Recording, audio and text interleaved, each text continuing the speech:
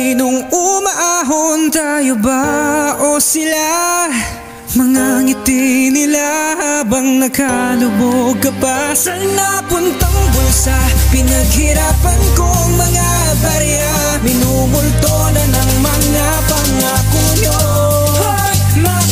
Ilang dekada na ang nagdaan, iba't iba na ang namuno. Di pa rin matuklasan kung sino punot dulo ng mga itinago-tago nila mga baho na ngayon nagsisingawan na amoy ng mga tao na naghirap na malagpasan ng bawat subok sa daan. Lubog na sa baha, sila'y lunod pa sa karangyaan at kadalasan akala natin laging kamalasan, yun pala na bulsa lang kasi yung kayamanan na nilang pinangakong proyekto na napako nagastos sa sariling interes sa mga gago. Kailan pa ba malalaman kung sinong taong kalaban? Lahat sila mag-aramas, karapan o mahuhulaan. Sana dumating yung punto na malinis ang pag-ago sa harapin bato at putik Pilipino makaraos sa kamay at hagupit na mga mapagsamantala.